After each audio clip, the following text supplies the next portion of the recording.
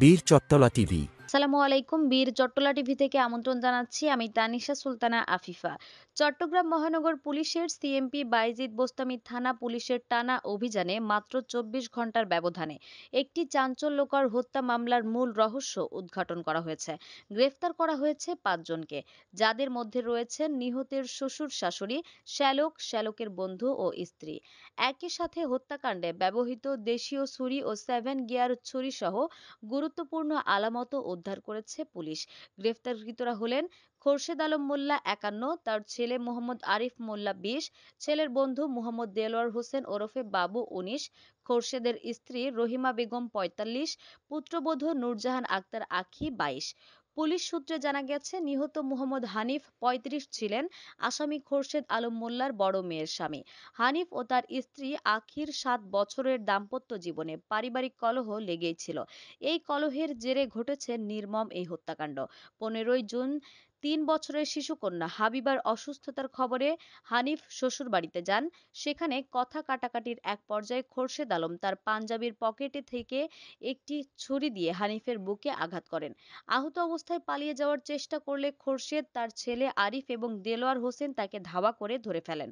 চট্টগ্রামের মাঝের ঘোনার ফরিদের বাড়ির সামনে রাস্তার উপর ফেলে হানিফকে ধারালো দেশীয় ছুরি ও 7 গিয়ার ছুরি দিয়ে একাধিকবার আঘাত করে মৃত্যু নিশ্চিত করে পালিয়ে যায় অভিযুক্তরা।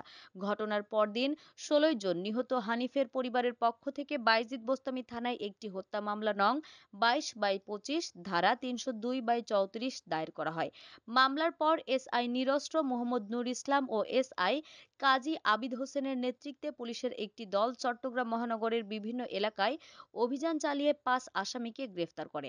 আসামি আরিফ মোল্লার দেওয়া তথ্যের ভিত্তিতে হত্যাকাণ্ডে ব্যবহৃত দেশীয় ছুরি দুটি ডাইনিং টেবিলের নিচ থেকে এবং 7 গিয়ার ছুরি দুটি ড্রেসিং টেবিলের ভিতর থেকে উদ্ধার করা হয়।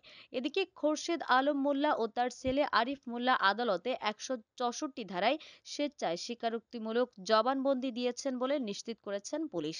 পুলিশ জানিয়েছে, হত্যাকাণ্ডে জড়িত প্রত্যেক আসামিকে আইনের আওতায় এনে দৃষ্টান্তমূলক শাস্তির ব্যবস্থা করা হবে। আমাদের গত ১৫/৬/২০২৫ তারিখ ভোর আনুমানিক ৩:৩০ থেকে ৫:৩০টার মধ্যে ঘোনার মাঝিরঘোনা আমাদের বায়েজিদ থানার মাঝিরঘোনা নামক স্থানে ভিকটিম মোহাম্মদ হানিফ মিয়া তার শ্বশুর বাড়িতে, তার শ্বশুর হচ্ছে খোরশেদ আলম মোল্লা। খোরশেদ আলম মোল্লার বাড়িতে তার অসুস্থ মেয়ে কন্যাশিশু হাবিবাকে দেখতে যায়। তো এর মধ্যে ভিকটিম মোহাম্মদ হানিফের সাথে তার মিসেস নূরজাহান আক্তার আঁখি, তার প্রায় ৭ বছর পূর্বে বিয়ে হয়। কিন্তু তাদের পারিবারিক কলহ চলতেছিল।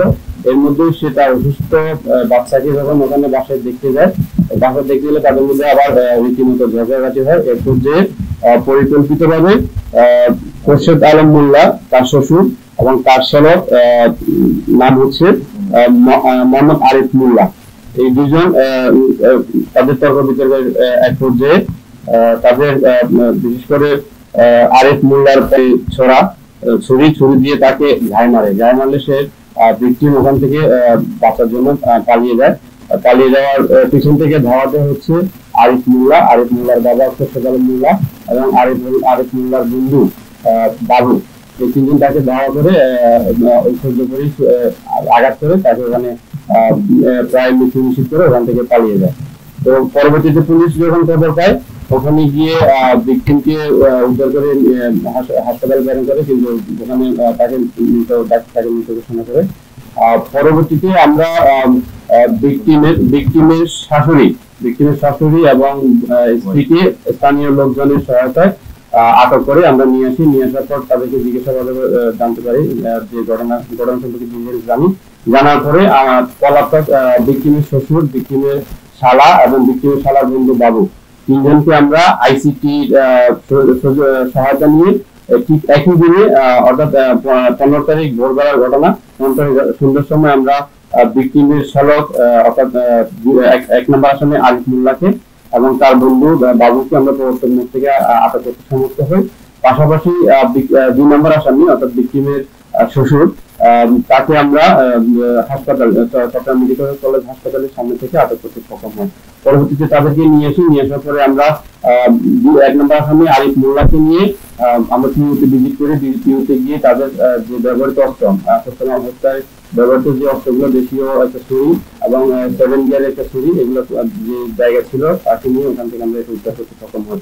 পরবর্তীতে তাদেরকে নিয়ে আসার পরে আসামি 1 নম্বর আসামি আরিফ মোল্লা এবং 2 নম্বর আসামি খোরশেদ আলম মোল্লা দুজনে আমাদের কাছে টোটাল ঘটনা স্বীকার করে এবং বিজ্ঞ আদালতের কাছে 166 ধারা জবানবন্দি নিতে রাজি হলে আমরা তাদেরকে নিয়ে 166 ধারা জবানবন্দি নিই। অর্থাৎ উইদিন 24 আওয়ার্স আমরা টোটাল ভিকটিমের যে হত্যাকারী তাদেরকে আমরা আটক করতে সমর্থ হয় এবং হত্যার কাজে ব্যবহৃত বিভিন্ন যন্ত্রপাতিগুলো অস্ত্রগুলো উদ্ধার করতে সক্ষম হয়। তো বলা যায় যে মোটামুটি 24 আওয়ার্স এর মধ্যে এরকম একটা ঘটনা খুব দ্রুত সময়ের মধ্যে সমাধান করতে পারা এবং যথাযথভাবে আইনি প্রক্রিয়ায় কাজগুলো সমাপ্ত করতে পারা, এটা অবশ্যই এটা ভালো কাজ আমাদের জন্য। ধন্যবাদ। কৃষিকে যাচাই করেছে, কৃষিকে যাচাই করে আরো মূল্যায়নের মামলা পাওয়া যাবে। আমরা যেটা দেখেছি আসলে এটা একটা পারিবারিক কলহের যে দুর্ঘটনাটা ঘটেছে, তার স্ত্রীর সাথে দীর্ঘদিন যাবতীয় তার দাম্পত্য কলহ চলছিল। ওই কলহের যে ধরুন মূলত তর্ক বিতর্কের এক পর্যায়ে ঘটনাটা ঘটেছে। আসলে এটা পূর্ববর্তী আর কোনো ঘটনা পাওয়া যায়নি। আমাদের আরো আপডেট নিউজ পেতে চোখ রাখুন বীর চট্টলা টিভিতে। ফেসবুকে ফলো, ইউটিউবে সাবস্ক্রাইব করুন।